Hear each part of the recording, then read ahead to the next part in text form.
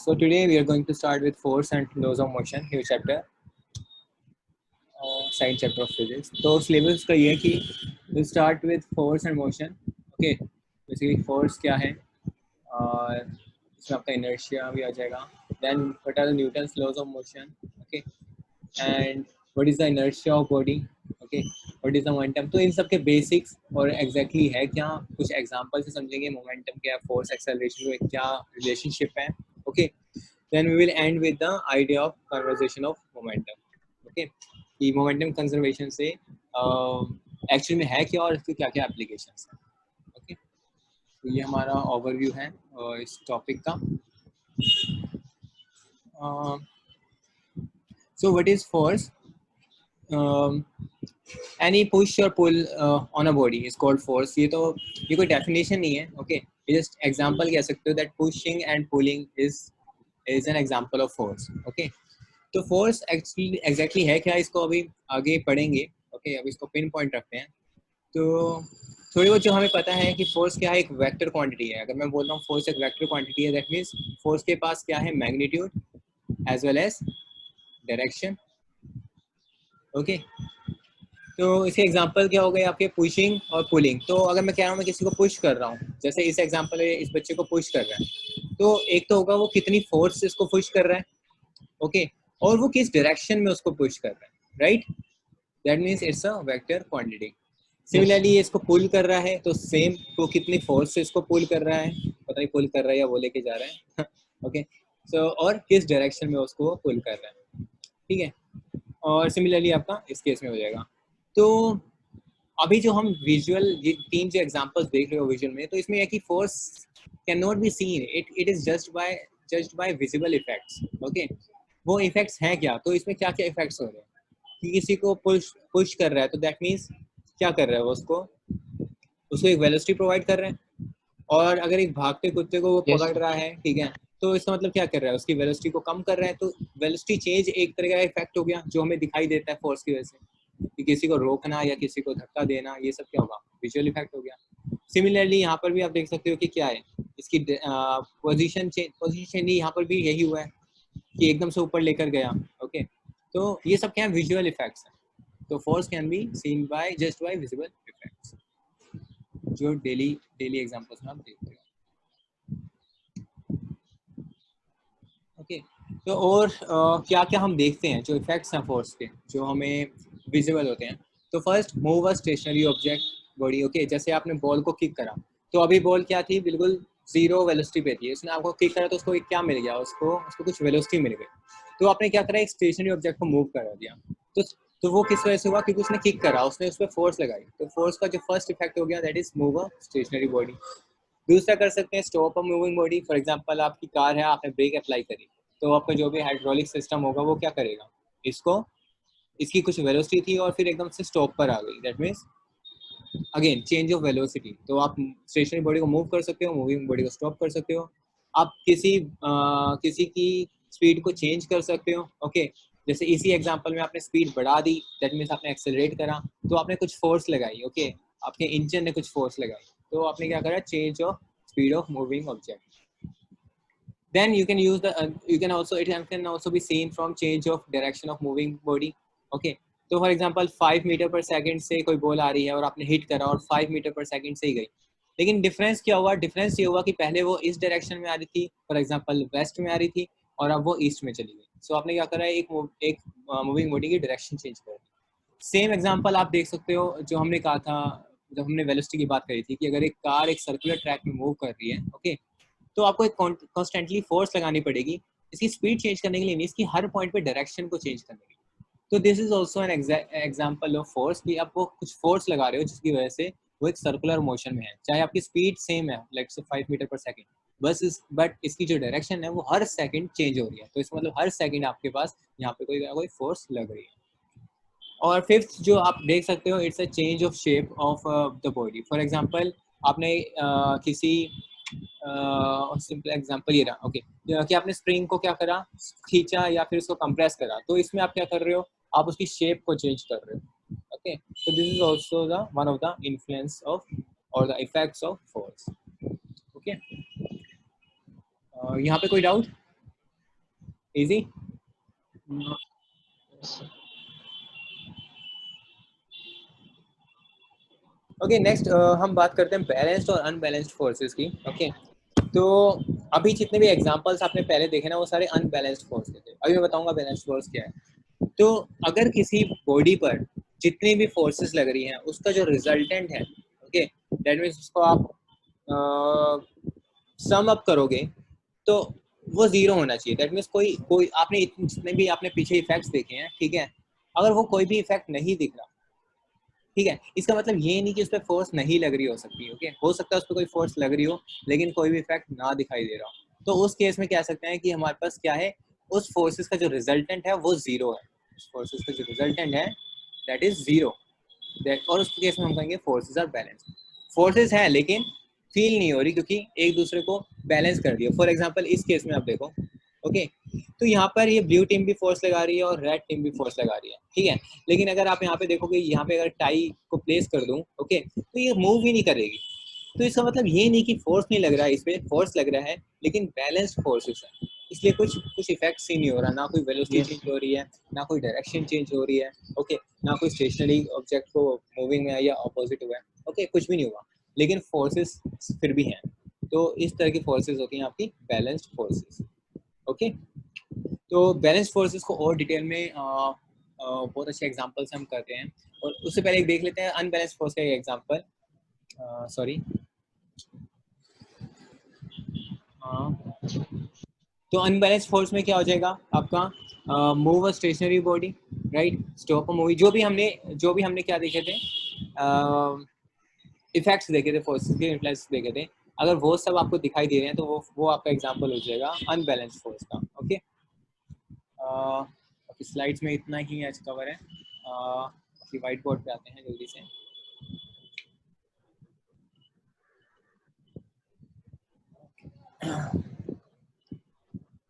तो मैं कह रहा था एक बहुत अच्छा एग्जांपल हम देखते हैं बैलेंस्ड फोर्स का।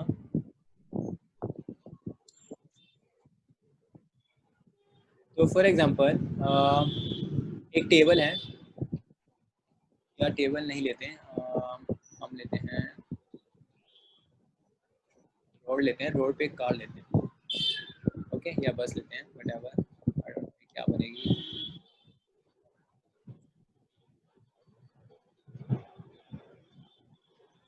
अच्छा आपने जैसे साइकिल को पैडल मारने की कोशिश करो या कार चलाई हो या कुछ भी, ठीक है, कोई भी व्हीकल करा हो, तो आप देखोगे आपको थोड़ी सी फोर्स एक्स्ट्रा लगानी होती है। ऐसा तो नहीं ना कि हल्का सा पैडल रखा और कार चलने लग गई या फिर आपकी साइकिल चलने लगी, ऐसा होता है क्या सौरभ?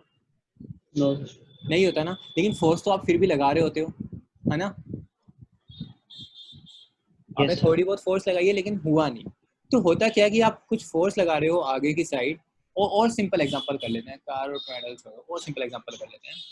फॉर एग्जांपल आपके घर में एक अलमीरा है, राइट, से 2 लेग्स बना देते हैं। तो आपके घर में एक अलमीरा है, आप इसको पुश करने की कोशिश करो, ओके तो आप पुश करोगे तो आप फोर्स आगे लगा रहे हो, लेकिन आप स्टार्ट करो एक उंगली से, okay let's say 1 Newton force लगा रहे हो, तो आपने हल्की सी उंगली लगाई तो क्या अलमीरा मूव कर जाएगी? नहीं करेगी, No, sir. है ना। आपको पूरा आपने हाथ लगाया, फिर शायद कमर भी लगानी पड़े या फिर दीवार को भी साथ लगाए, तब जाके कहीं पे अलमीरा अगर फुली लोडेड तो मूव करना स्टार्ट करती है।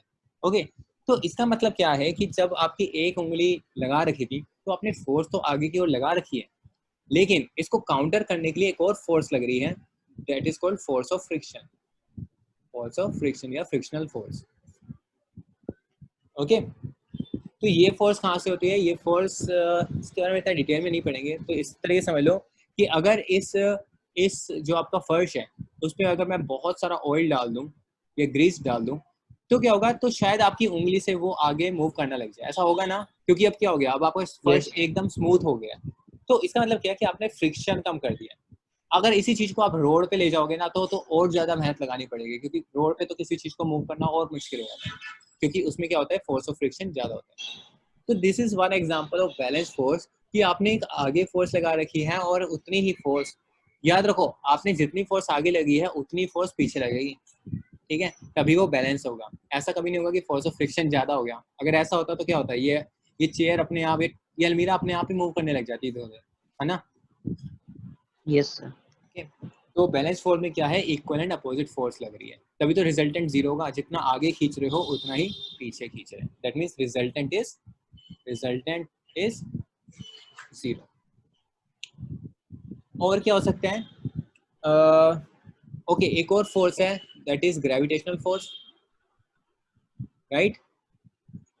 Yes, gravity sir. पे तो हमने एग्जांपल एक्टिविटी भी करके देखी थी, राइट। कोई भी चीज वो उसको नीचे खींचने की कोशिश करता है। तो कभी सोचा है कि अलमारी जमीन में क्यों नहीं चली जाती, या हम बैठे हुए हैं तो हम जमीन में गड़ क्यों नहीं जाते, या मकान है वो जमीन में चला क्यों नहीं जाता, क्योंकि फोर्स तो नीचे है ही।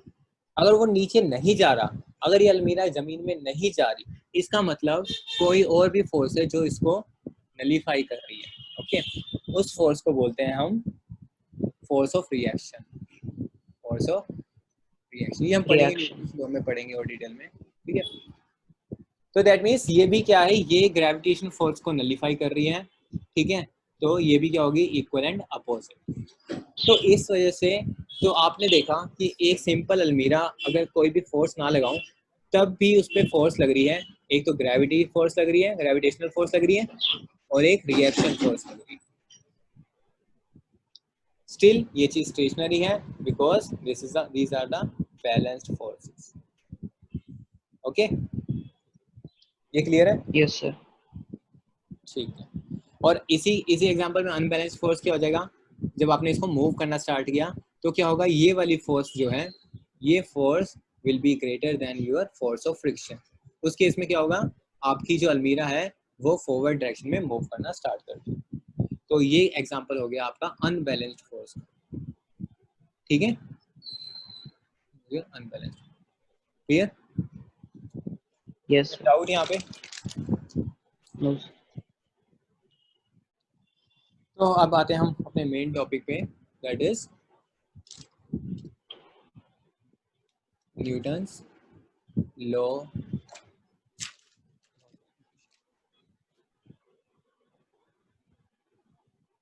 ओके, तो न्यूटन सर ने क्या First law. करा, सॉरी Sir, first law करा रहे हो? अभी स्टार्ट तो करने दो, फर्स्ट से स्टार्ट अच्छा. करें। ओके, न्यूटन ने क्या करा, न्यूटन ने डिस्क्राइब मोशन को डिस्क्राइब करने के लिए कि कोई भी चीज क्यों हो रही है, okay, to deal with motions he has given 3 laws, जिसको हम कहते हैं 3 laws of motion, Yes. Okay. तो इसको समझेंगे हम एक एक करके, ओके। सो कलर चेंज कर लेते थोड़ा। सो वी हैव न्यूटन्स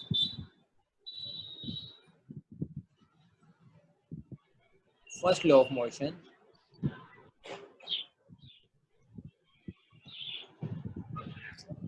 तो पहले डेफिनेशन लिखते हैं और फिर उसी से मतलब समझने की कोशिश करते हैं कि इसने क्या क्लेम करा, okay. He said a body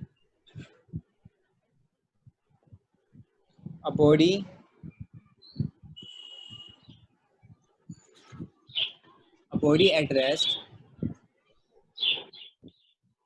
will remain at rest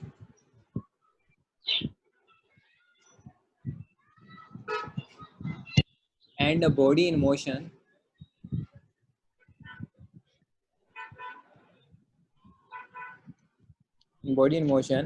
will continue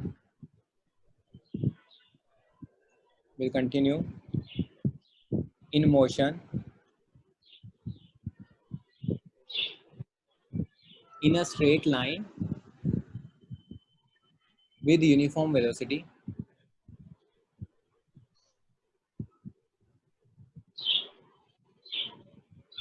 okay, unless a force an external force is applied, an external force is What is the applied to it।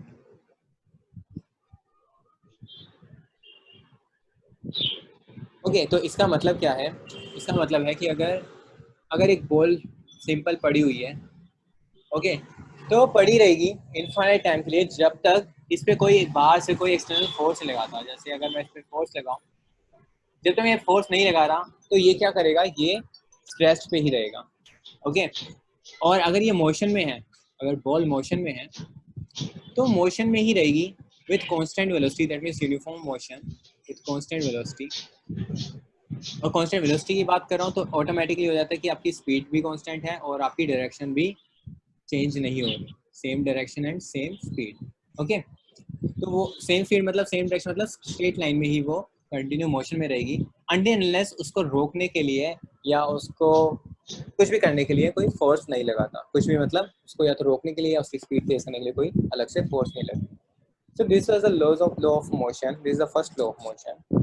Okay, तो इसका मतलब क्या है कि body की जो tendency है वो स्टेट को चेंज नहीं करती। So body has a tendency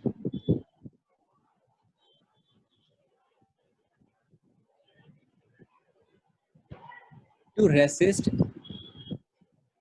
any change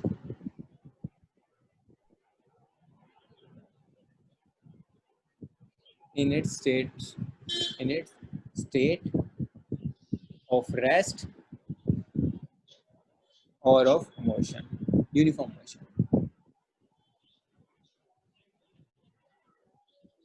okay, तो बॉडी क्या करेगी, वैसे ही रहेगी जैसी है, चल रही है तो चलती रहेगी, बैठी है तो बैठी रहेगी, ठीक है, जब तक तुम उस पर मतलब पंगे नहीं डालते उस पर, ये कह सकते हो, ठीक है।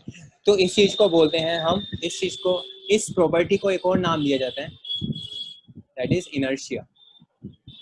ओके, तो फर्स्ट लॉ को लॉ ऑफ इनर्शिया भी बोला जाता है, first law of motion is your law of inertia. Okay, inertia क्या है, इनर्शिया है it is a property of body to resist any change of its state. Okay, state of rest और state of uniform motion. ये बात clear है?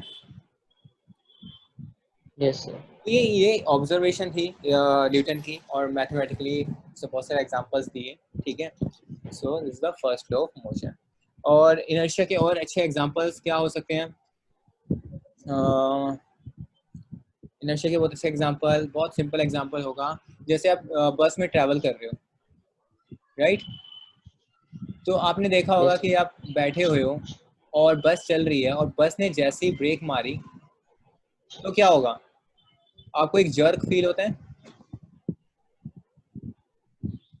Yes sir. Jerk कैसा feel होता है, मतलब उसको फिजिकली एक्सप्लेन करूँ तो क्या होगा कि आपकी जो अपर बॉडी है, हमारी बॉडी 3 पार्ट्स में डिवाइडेड है, लेट्स से हेड है, और ये ऊपर का पार्ट हो गया और नीचे का पार्ट हो गया, लेट्स से हम बैठे हुए हैं। ओके, तो होगा क्या, अभी ये जो पोर्शन है ये तो बस से अटैच हो रखा है बिल्कुल, है ना, सीट से आपका अटैच्ड है, लेकिन ये पोर्शन थोड़ा फ्री है, थोड़ा फ्री है, राइट, आप आगे पीछे हो सकते हो, है ना। तो अभी आपने यहाँ पे आराम से बैठे हुए हो, ओके, और बस मूव कर रही है, तो अगर बस मूव कर रही है वी वेलोसिटी से, तो आपकी जो अपर बॉडी है वो भी क्या है, मोशन में है वी वेलोसिटी से, यस। तो अभी जैसे यस अभी, और अब ये जो नीचे की बॉडी है वो क्या है, नीचे की बॉडी क्या है, बस के साथ अटैच्ड है। अब बस ने जैसी ब्रेक अप्लाई करी तो आपकी ये जो है, ये जो टांगे हैं वो तो रेस्ट पे आ गई, बस के साथ रेस्ट पे आ गई, बस के साथ चिपकी हुई है बेसिकली, है ना। तो ये तो बस के साथ रेस्ट पे आ गई, लेकिन आपकी जो अपर बॉडी है अभी भी क्या थी, मोशन में थी, ये तो अलग है ना, ये तो मोशन में थी, राइट, आपकी ये हड्डियों से जुड़ी हुई है, राइट, तो ये जो हड्डियां हैं ये तो ऊपर मोशन में है। तो जैसी ब्रेक अप्लाई हुआ, ये कहाँ जा रही थी बेचारी, ये तो आगे जा रही थी वेलोसिटी से, तो जैसी ब्रेक अप्लाई करा तो ये क्या हुआ, ये आप आगे झुक गए, ठीक है। तो पता चला ओ मैं तो आगे जा रहा हूँ, फिर क्या हुआ, आपकी बॉडी ने पीछे की ओर फोर्स लगाया, ओके, और आप फिर एकदम से सीधे हो गए, तो जिसको हम बोलते हैं कि हमें जर्क फील हुआ। यही होता है, कभी नोटिस करें हमारे साथ क्या होता है जब हम बस में राइड कर रहे होते हैं, आप सोच पा रहे हो कि जब हम बस में राइड कर यस रहे सर। होते हैं तो हमारी अपर बॉडी मोशन में होती है, तो जैसे ब्रेक अप्लाई करते हैं तो हम आगे जाके पीछे होते हैं। पीछे तो इसलिए होते हैं क्योंकि हम खुद ही होना चाह रहे होते हैं, है ना, हमारी बॉडी हमें खींच रही होती है कि भाई सीधा बैठ, राइट, अदरवाइज तो आप गिर ही जाते हो। सेम चीज होती है जब आपकी, लेट्स से ड्राइवर ने क्या करा, स्पीड एकदम से बढ़ा दी, लेट्स से स्पीड बढ़ा दी, उस केस में क्या होता है, अगर आप खड़े हो, बैठे हुए तो शायद फील, बैठे हुए भी वैसे फील होता है आपको, एक पीछे की ओर फोर्स फील होती है, यस सर। या फिर एकदम से रुकी हुई गाड़ी है और आपने एकदम से झटके से चलाई, तब भी एकदम पीछे से फोर्स होती है। तो हो क्या रहा था, अगेन यस सेम चीज, आपकी नीचे की बॉडी तो बस से अटैच्ड है, ठीक है, तो बस के साथ ही चल रही है और धम हो रही है, लेकिन अभी क्या था, ऊपर की बॉडी एकदम से रेस्ट में थी, ठीक है, और बाकी नीचे की बॉडी आगे चली गई। तो ये बेचारी क्या कर रही थी, रेस्ट में रहना चाहती थी, मतलब जिस पोजीशन पे है वहीं पे रहना चाहती थी। बाकी बॉडी आपकी यहाँ तक पहुंच गई है, तो आपको क्या फील होता है? आपको ऐसा लगता है कि यार ये पीछे कहाँ जा रहा हूँ मैं, क्योंकि वो बॉडी क्या थी, अभी रेस्ट पर ही थी। समझ में आ रही है बात? मैं तो गलत कर दी सारी फिगर, सॉरी। Yes. ठीक है, तो this is the law of inertia. ठीक है, और और क्या कह सकते हैं हम, और इनर्शिया के बारे में कह सकते हैं, inertia is directly proportional to your mass. अभी कैसे कह सकते हो, खुद सोचो। आपके पास एक बॉल है और एक अलमीरा है, दोनों रेस्ट पे हैं, दोनों रेस्ट पे हैं। आपको मोशन में लाना है, तो किस में कम कम कम ताकत लगानी पड़ेगी, बॉल को मूव करने में या अलमीरा को मूव करने में? What, sir? आपके पास एक बॉल है और एक अलमीरा है, दोनों रेस्ट पर है, आपको दोनों को मूव कराना है, तो Yes, sir. किसको मूव कराने में ज्यादा फोर्स लगेगी या ज्यादा ताकत लगेगी, बॉल को या फिर Sir, अलमीरा Almira. को? अलमीरा को ज्यादा लगेगी, है ना? Almira. तो इसको हम कहते हैं कि Yes. अलमीरा हैज द ग्रेटर इनर्शिया या more inertia than the ball. क्यों क्यों इनर्शिया ज्यादा है? क्योंकि इनर्शिया का मतलब क्या था, मेरे को जिद है कि मेरे को उसी स्टेट में रहना है, तो तुम अगर मेरे को मेरी उस स्टेट से हिला रहे हो, तो मेरे पे ज्यादा मेहनत करनी पड़ेगी तुम्हें। ठीक है, इसका मतलब उसका इनर्शिया ज्यादा है। तो हमने देखा कि जिसका मास ज्यादा होता है उसमें हमें ज्यादा फोर्स लगानी पड़ती है, और जिसका मास कम होता है उसमें कम फोर्स लगानी पड़ती है। So we conclude that inertia is directly proportional to your mass. ये बात क्लियर हो रही है? Yes, sir. तो अभी तो ये सिर्फ मास की बात हुई है जब रेस्ट से मूव कराना है, ठीक है, अभी मैंने रेस्ट की बात नहीं करी। तो दिस थिंग इज क्लियर कि जिसके पास ज्यादा मास है उसके लिए ज्यादा इनर्शिया आपको चाहिए होगा। ओके, तो अब हम, ये तो हमने बात करी जब चीजें रेस्ट पर है ना। अब बात करते हैं कि अगर कोई चीज मोशन में है उस केस में क्या होता है। तो एग्जांपल क्या हो सकता है?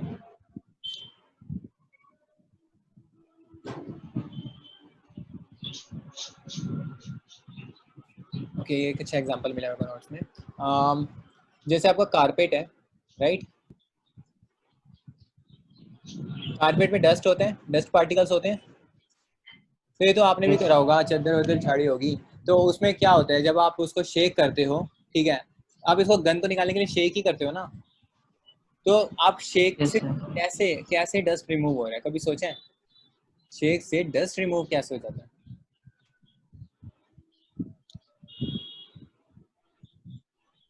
क्योंकि जो डस्ट है, What's ठीक the है, fun? डस्ट उसके ऊपर सिर्फ पड़ा हुआ है, ऐसा कुछ ग्लू से चिपका नहीं रखा है, ये जस्ट पड़ा हुआ है, या फिर समझ लो कि बहुत कम फोर्स होगी, अगर होगी भी तो अट्रैक्टिव फोर्स, ठीक है। लेकिन आपका कारपेट पूरी की पूरी एक बॉडी है जो एक के बाद एक धागों से बहुत सारी जुड़ी हुई है ना। अगर आप इसको टू एंड फ्रो करोगे, ठीक है, तो आपने क्या करा, कारपेट को हिलाया, लेकिन ये डस्ट पार्टिकल को तो डायरेक्ट फोर्स नहीं लगाई ना आपने, आपने फोर्स किसको लगाई, कारपेट को लगाई, राइट? तो ये जो डस्ट Yes. पार्टिकल्स हैं ये क्या रहेंगे, ये तो स्टेशनरी थे, स्टार्टिंग में चुपचाप बैठे हुए थे अपना, तो इनके पास क्या है, तो मैंने कहा कि जब इसके ऊपर फोर्स लग ही नहीं रही तो ये क्या करना चाहेंगे, रेस्ट पे ही रहना चाहेंगे। समझ रहे हो, ये रेस्ट पे रहेंगे, और Yes, फोर्स sir. किस पे लग रही है, कारपेट पे लग रही है, ठीक है।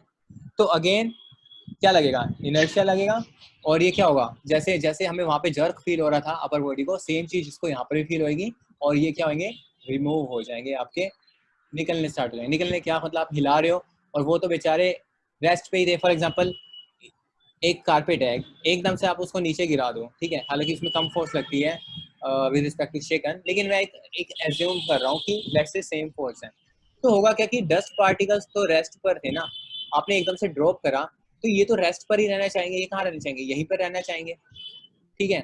मैं अभी ग्रेविटेशन फोर्स की बात नहीं कर रहा, मैंने कहा कि एकदम से फोर्स से आपने नीचे छोड़ा, ठीक है, अदर देन ग्रेविटेशन फोर्स, तो इस पे तो कोई फोर्स लगा ही नहीं, ये तो ऊपर रह गए, उसके बाद ग्रेविटी से गिरे तो गिरे।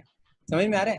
तो ये इससे थोड़े अलग हो जाएंगे। सेम चीज आपकी शेक मतलब शेक करने से होती है, जो एनालॉजी है मैं थोड़ी शेकन के लिए देना चाह रहा था, ठीक है। और yes I guess these examples तो समझ में आ रहा है, इनर्शिया का थोड़ा कंसेप्ट समझ में आ रहा है क्या कहना चाह रहा हूँ। It has the tendency Yes. To resist any change, और जिसके पास जितना ज्यादा मास होगा उतना ज्यादा वो रेसिस्ट करेगी, ठीक है। Next point is your momentum. Okay, momentum से ही second law of motion describe होगा. तो उससे पहले हमें मोमेंटम को समझना. मोमेंटम क्या है? तो अभी हमने देखा कि इनर्शिया के लिए क्या चाहिए? मास जिसका ज़्यादा होगा उसका इनर्शिया ज़्यादा होगा. लेकिन अभी Yes. कुछ सोचो. एग्जाम्पल दूँ, बहुत अच्छा सा एग्जाम्पल चाहिए मेरे को. लेट्स से एक ट्रक है. आई डोंट नो कितना अच्छे से मैं बता पाऊंगा. आपका ट्रक बहुत स्लोली मूव कर रहा है, लेट्स से 1 मीटर पर सेकेंड से, ठीक है. और आपका ध्यान नहीं है सड़क पर, आप ना एक आगे की ओर देखकर ऐसे खड़े हो, और ट्रक वाला भी शायद बेवकूफ़ है या जो भी है, ठीक है. तो उसने क्या करा, लेकिन स्लोली आ रहा था, तो उसने आपको हिट करा, तो आपको क्या होगा? आपको हल्का सा आगे या तो गिरोगे या फिर पैर से संभल कर आगे हो जाओगे, है ना. इतना ही इफेक्ट फील होगा, ज्यादा तो फील नहीं होगा, राइट. अब सेम सर वो स्लो आ रहा था. ट्रक स्लो आ रहा है, लेकिन स्टिल ट्रक का मास तो बहुत ज्यादा है ना, राइट. ट्रक का मास तो बहुत ज्यादा है. अब सेम चीज देखो, एक छोटी चीज करते हैं. एक बॉल लेते हैं, ठीक है.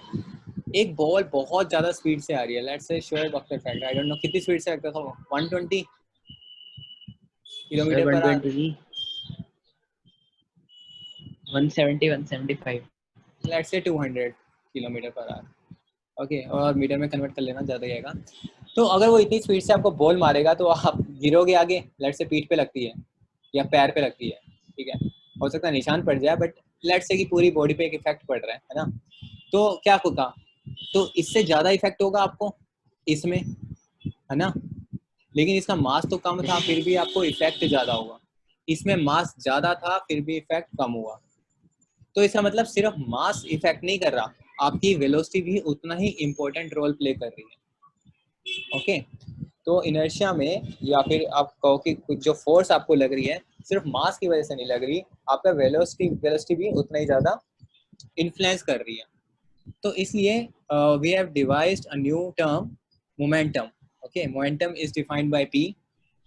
okay, it's also vector quantity. Why? Because it is defined as mass into your velocity. Okay, momentum क्या है? It's just a definition. Okay, ये कुछ ऐसी फिजिकल कुछ चीज नहीं है, ये एक डेफिनेशन है. क्या डेफिनेशन है? Mass into velocity, just that. Okay, तो क्योंकि वेलोसिटी क्या है? आपका वेक्टर है. ओके, तो आपका ये भी क्या होगा?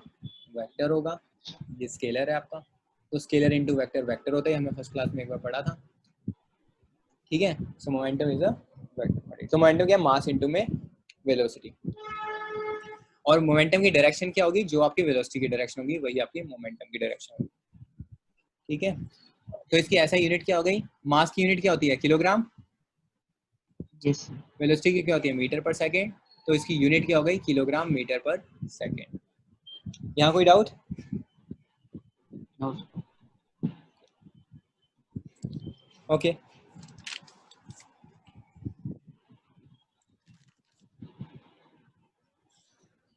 ओके, इसके थोड़े से और एग्जांपल्स से क्लियर करूँ मोमेंटम का जो इफेक्ट है वो कैसे फील होता है.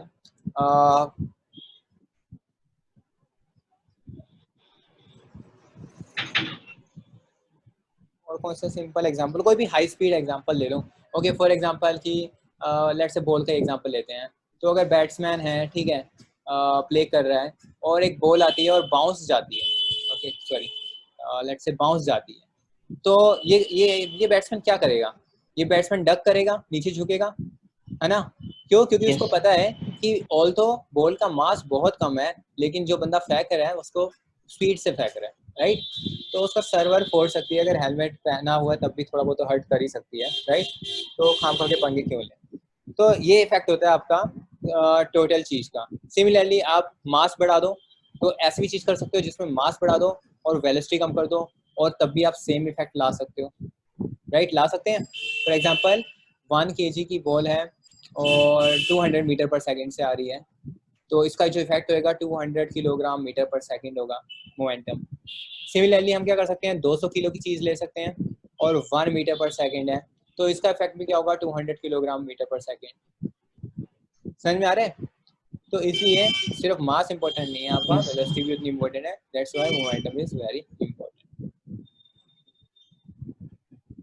ठीक है, तो इस पर न्यूमेरिकल अभी नहीं करते, बाद में करते हैं। तो इससे हम डायरेक्टली पहुंच जाते हैं अपने Newton second law of motion. Second law of motion,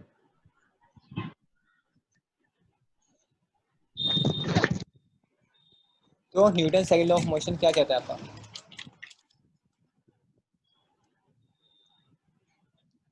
पहले मैं डिफाइन कर देता हूँ, ओके, वहां से समझते हैं। सो it states that the rate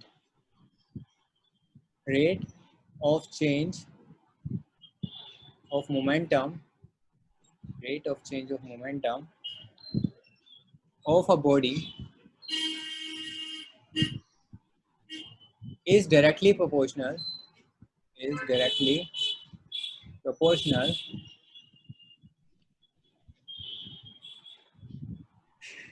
to the force applied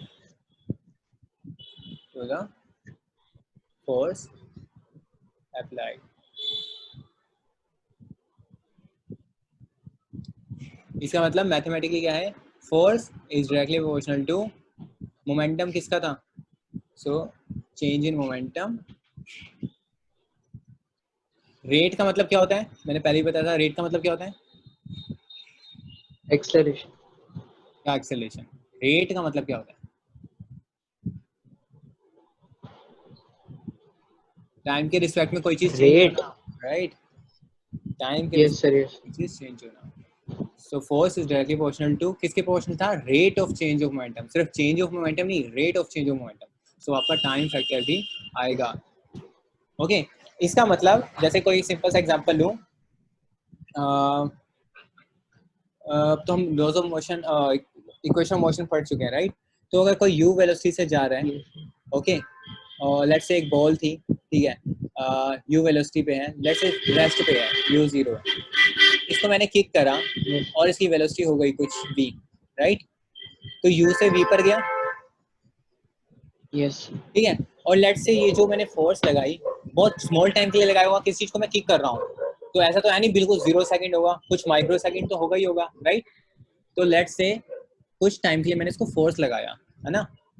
तो आपकी जो फोर्स होगी वो क्या होगी? डायरेक्टली। तो अगर मैं पूछूं कि कितनी फोर्स लगाई है, तो मैं कह सकता हूँ that force is proportional to कितना आपने मोमेंटम चेंज करा है। तो चेंज मोमेंटम क्या होता है आपका? Final momentum. तो मोमेंटम क्या होगा आपका? Final momentum minus initial momentum. Yes, yes sir. Upon में टाइम टेकन। सर तो v minus u upon t जैसे ही हो गया। हाँ, लेकिन मोमेंटम है तो क्या होगा? M we. फाइनल मोमेंटम क्या होगा? Mass into velocity. Final velocity V है, मास एम है। Initial yes. में मास तो चेंज हुआ ही नहीं, बॉल तो वही है, राइट? तो मास वही रह गया और वेलोसिटी कितनी थी पहले? यस। 2 थी, और डिवाइड बाय कितना टाइम लिया गया। तो this is the time formula, taken. This is the mathematical formula. ठीक है, तो इसको और अच्छे से लिखें तो क्या लिख सकते हैं? F is directly proportional to, mass common ले लिया, अंदर क्या गया? V minus U upon T, right? Yes. और ये कौन सी है? Equation of motion. ये किसकी डेफिनेशन थी? एक्सेलरेशन की। यस। तो मैं कह सकता हूँ this is mass into acceleration, ठीक है। और इस प्रोपोर्शनलिटी को हटाने के लिए हम क्या लगा देंगे? इक्वल में कन्वर्ट करने के लिए कांस्टेंट आएगा, right? This is proportionality constant. ये भी पता होगा आपको, है ना? प्रोपोर्शनलिटी को हटाने के लिए कांस्टेंट आता है, राइट? यस।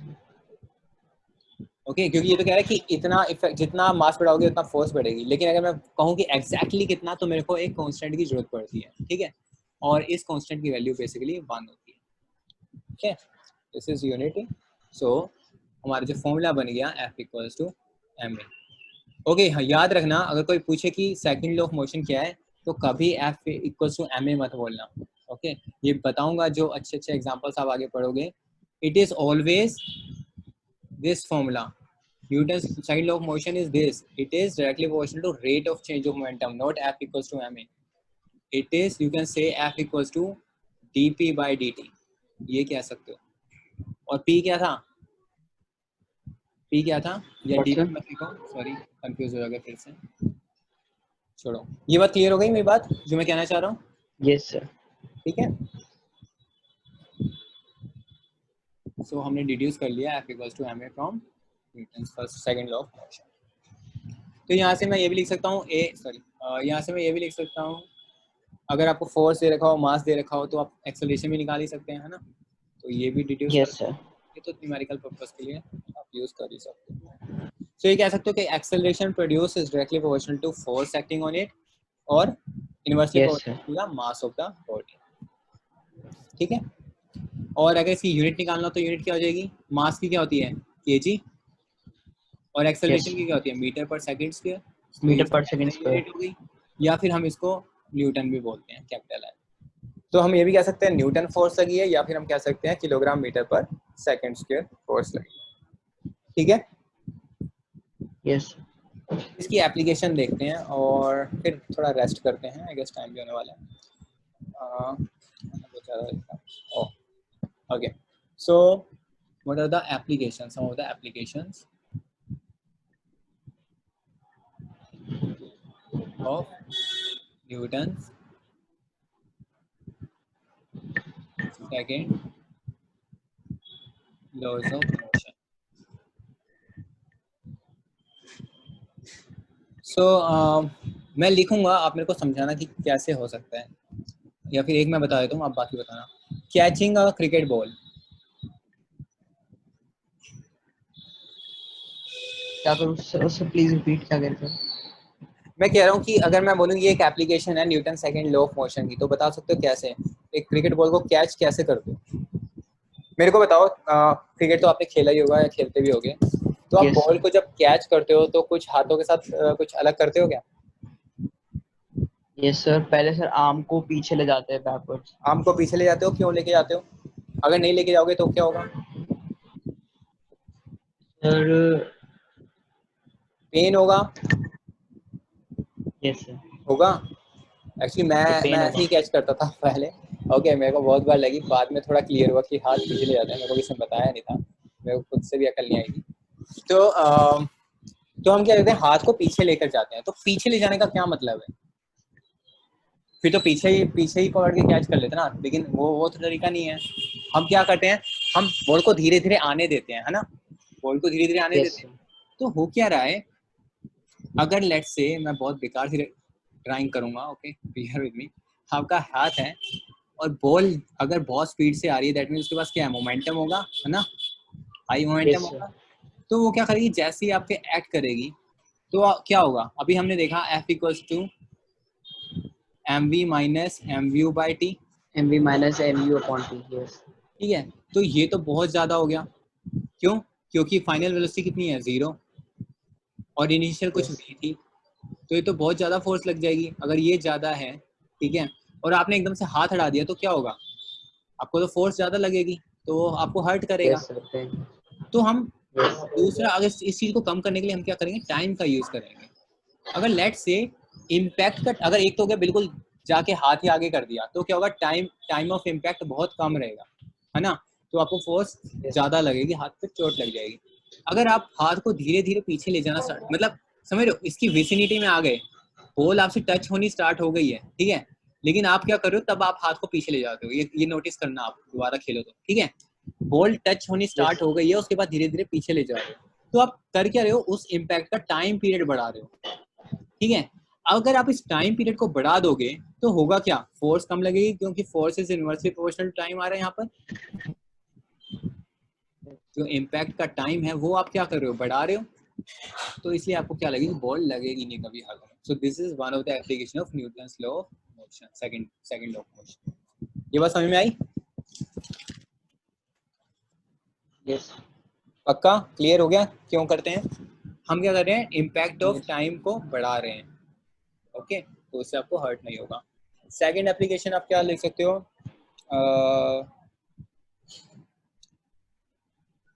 लेट्स से आप हाई जंपर हो, ओके, एथलीट्स होते हैं, जंपिंग करते हैं, राइट। तो आपने देखा होगा जो वो Yes, sir. जंप करते हैं, तो वो जब जैसे हाई जंप करते हैं ये वाली, ओके, यहाँ से ऊपर टापते हैं पूरा, है ना, तो यहाँ पर क्या लगे होते हैं, पैड्स लगे होते हैं, ओके, मतलब सॉफ्ट पैड्स टाइप में लगे होते हैं, ठीक है, कुशन लगे होते हैं, कुछ लगा होता है। तो मेरे को बताओ इसके बदले अगर हार्ड कंक्रीट होता तो क्या होगा? सर इम्पैक्ट ज्यादा होगा तो पेन होगा। क्यों? तो यहाँ पे सेकंड लॉ ऑफ मोशन कैसे आ गया? क्योंकि ये हार्ड कंक्रीट था, ठीक है, वो बंदा सीधा इस पे टकराया और सीधा फोर्स लग गई, राइट। लेकिन इस केस में क्या होगा, क्योंकि यस सॉफ्ट है, ये क्या होगा, कंप्रेस होगा। सेम जैसे हाथ हो रहा था ना कि कांटेक्ट में तो आया है लेकिन नीचे नीचे जाए यस जा रहा है, ये क्या होगा, ये कंप्रेस हो जाएगा, शेप थोड़ी ऐसी आ जाती है, दिखाई नहीं यस देती लेकिन शेप थोड़ी ऐसी आ जाती है। तो उस केस में क्या होगा, आपने इम्पैक्ट ऑफ टाइम बढ़ा दिया और इसकी वजह से फोर्स कम हो गई। This is also example of your second law of motion. तो समझ में आ रहा है? थर्ड आपका यस एग्जाम्पल होता है सीट बेल्ट्स इन कार। सीट बेल्ट्स का कैसे, जैसे अगर कार जा रही है, ठीक है, आप सीट पे बैठे हो, ठीक है, और एकदम से ब्रेक लगती है, तो ये सीट बेल्ट कभी ऐसा देखे कि सीट बेल्ट एकदम से टाइट बांध रखी है, मतलब लूजन होती है ना, आप हाथ भी डाल सकते हो तो खींच जाती है ना। तो यहाँ पर भी यही होता है कि आप यस जैसे इम्पैक्ट होता है तो ये क्या होगा, सीट ये आपके इम्पैक्ट को धीरे कर देगी, आप आगे तो बढ़ रहे होगे लेकिन स्ट्रेच हो रही है तो ये इम्पैक्ट को धीरे कर देगी, तो उस वजह से आपको इतना यस हर्ट नहीं होगा, ठीक है। तो these are the examples of second. तो ये सारी बातें क्लियर है?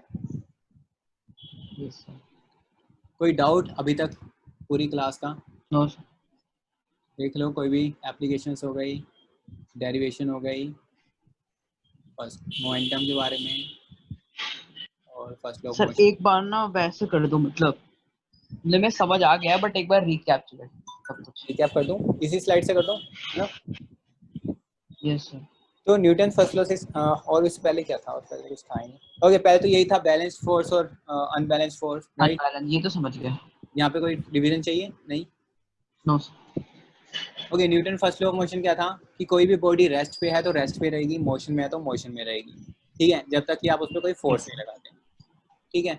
तो इसके लिए हमने क्या देखा था, बहुत सारी चीजें देखी थी कि बॉल पड़ी है पड़ी रहेगी, जा रही है तो जा रही है, इस बॉल को मोशन में लाने के लिए आपको यस कोई फोर्स लगानी पड़ेगी, और मोशन में कोई बॉल है उसको यस रोकने के लिए फ्रिक्शन या कुछ भी आएगा ही आएगा। Frictional force. Yes sir. इसी को बोलते हैं law of inertia. Law of inertia क्या है, बॉडी की टेंडेंसी है किसी भी चेंज को रेसिस्ट करने में, और वो चेंज क्या है, या तो रेस्ट का है या फिर यूनिफॉर्म मोशन, इन दोनों स्टेट को सेम यस रखना चाहती है, अगर रेस्ट में तो रेस्ट में रहेगी, यूनिफॉर्म मोशन है तो यूनिफॉर्म मोशन में रहेगी।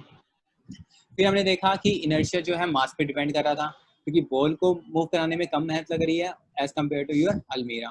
क्यों? क्योंकि अलमीरा का मास ज्यादा है और इसका मास कम है, ठीक है। यस ठीक है, फिर हमने देखा इनर्शिया का एप्लीकेशन कहाँ पे देखी, जो हमें जर्क फील होता है। हमने देखा कि बस की जो अपर बॉडी है, अगर बस वेलोसिटी में जा रही है तो आपकी अपर बॉडी भी वेलोसिटी में जा रही है, तो अगर बस स्टॉप होती है तो आपकी अपर बॉडी अभी स्टॉप नहीं हुई, क्योंकि उसको अलग से किसी ने फोर्स नहीं लगाया है, ठीक है, तो वो मोशन में जा ही जा रही है। उसके बाद आपकी बॉडी फोर्स लगाती है कि भाई बैठ जा, बस रुक गई है, ओके, तो वो उसकी बॉडी को खींचकर वापस पोजीशन में लाती है, okay. So this is the example of inertia, okay. Same carpet का हमने देखा कि कारपेट में डस्ट होते हैं, आप शेक करोगे तो कारपेट तो मोशन में आ गया लेकिन डस्ट पार्टिकल्स मोशन में नहीं है, वो रेस्ट में थे, तो उससे थोड़े सेपरेट हो जाएंगे और इधर उधर निकल जाएंगे, ठीक है, शेक ऑफ हो जाएंगे। उसके बाद हमने देखा कि मोमेंटम क्या है, कि सिर्फ इनर्शिया जो है मास पे तो डिपेंड कर रही है, लेकिन इम्पैक्ट है, ठीक है, वो सिर्फ मास पे डिपेंड नहीं कर रहा। हमने देखा कि स्मॉल मास की चीज भी अगर हाई वेलोसिटी से फेंकी जाए तो वो भी उतना इम्पैक्ट दे देगी जितना एक ट्रक है वो स्लो स्पीड से जा रहा हो, ठीक है, आपको दोनों में सेम टाइप का इफेक्ट फील होने स्टार्ट हो जाता है। तो that means there is some quantity which is called momentum which is mass into में योर वेलोसिटी। फिर हमने देखा कि मोमेंटम जो है वो वेक्टर क्वांटिटी है, बिकॉज मास जो वेलोसिटी है वो वेक्टर क्वांटिटी है, तो उसकी डायरेक्शन भी वही होगी जो यस वेलोसिटी की डायरेक्शन है, और उसकी ऐसा यूनिट क्या होगी, किलोग्राम मीटर पर सेकंड, ठीक है। फिर हमने इम्पैक्ट करा कि 1 किलोग्राम की बॉडी अगर 100 मीटर पर सेकंड से आ रही है उसका मोमेंटम, और 200 kg का अगर 1 मीटर पर सेकंड से आ रही है उसका मोमेंटम सेम है, दैट मींस उसका इम्पैक्ट आपको सेम पड़ेगा। और इम्पैक्ट कहाँ दिखाई देगा, सीधा फोर्स में। ये यहाँ से Newton second law of motion start हो जाता है कि Newton second law of motion क्या कहता है कि rate of change of momentum is directly proportional to your force applied, okay. तो इसका हमने देखा चेंज ऑफ मोमेंटम का कि अगर बॉडी है रेस्ट से मोशन में आ गई तो कितनी फोर्स लगाई, इसको ऐसे भी कह सकते हैं कि मैं इस पर कितनी फोर्स लगाऊं कि वो जीरो से वी वेलोसिटी पे आ जाए। तो हम क्या करेंगे, हम rate of change of momentum calculate करेंगे, final momentum minus initial momentum, और कितने टाइम में आपने उसको फोर्स लगाई, ठीक है। फिर यहाँ से हमने डिराइव करा अपना F equals to M A, ये तो क्लियर ही है। यहाँ पर हमने क्या यूज़ करा, एक्सेलरेशन की डेफिनेशन यूज़ करी और सिंपल पुट कर दी, और एक प्रोपोर्शनलिटी कांस्टेंट आया जिसको हमने 1, जो हमने देखा न्यूमेरिकली वो 1 है। ये एक्सपेरिमेंट से आता है, ये ऐसा नहीं कि मैंने कुछ जादू में 1 कर दिया 2 कर दिया, ये हमने एक्सपेरिमेंट से देखा कि इसकी वैल्यू 1 ही आती है। ओके, फिर हमने एप्लीकेशंस देखी, यहाँ पे कोई डाउट नहीं है आई गेस, ये दोबारा एक्सप्लेन करने की जरूरत है। कैचिंग अ बॉल, इसमें हम क्या कर रहे हैं, हम इम्पैक्ट ऑफ टाइम हम इंक्रीज कर रहे हैं। तो जैसे आप कैच कर रहे हो बॉल को, अगर टाइम को इम्पैक्ट नहीं करोगे तो उतनी ज़्यादा फोर्स लगेगी, क्योंकि आपका टाइम कम था। आप इस टाइम को बढ़ा दो तो वो फोर्स आपका कम हो जाएगा। तो बेसिकली यही चीज़ हमने हाई जंप में भी देखी और यही चीज़ हमने सीट बेल्ट में भी देखी। तो यहाँ तक कोई डाउट? नो। ये सब कुछ नो। तो एक सैम्पल प्रॉब्लम कर लेते हैं इसी फॉर्मूले पे बेस पे, ठीक है। तो एक सैम्पल क्वेश्चन कर लेते हैं और फिर हम रेस्ट करते हैं। और समझाने का काम ज़्यादा हो गया, मेरा गला भी थक गया आज। ओके,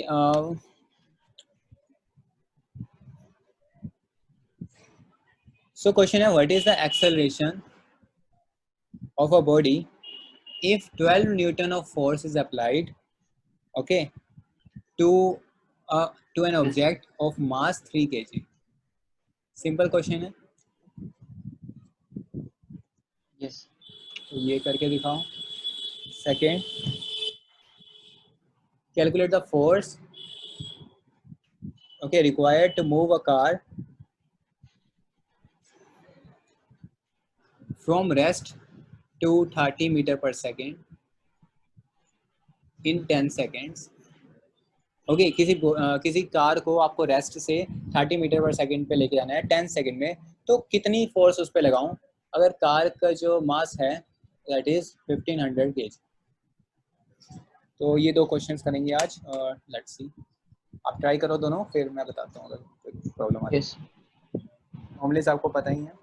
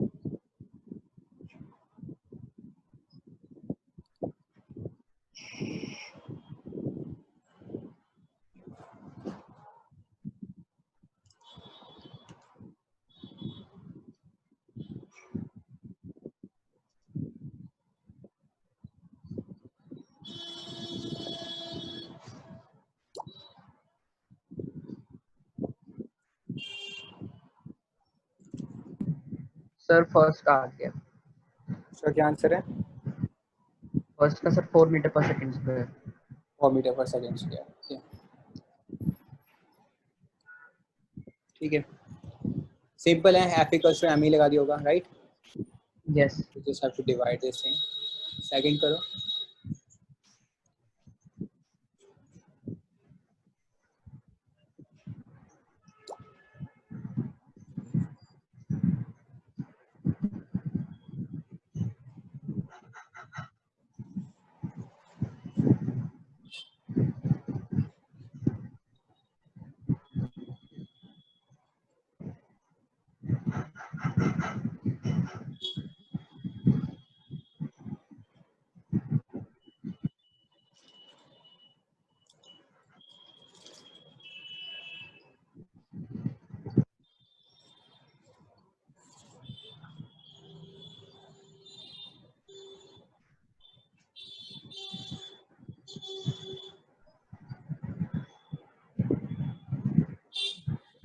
कैलकुलेशन रह गई बस। हाँ कोई नहीं, take your time.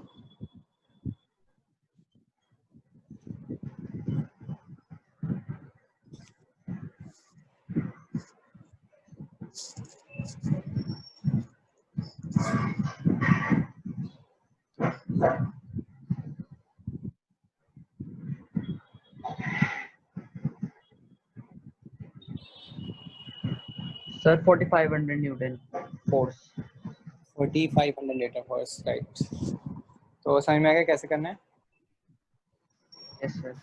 v minus U by T, M V minus M U upon T, तो सर 30 हो जाएगा, 30 अपॉन 10 तो 3 हो जाएगा। एंड देन फोर्स का फॉर्मूला एक्सेलरेशन इनटू मास हो जाता है, तो 1500 इनटू 3 हो जाएगा।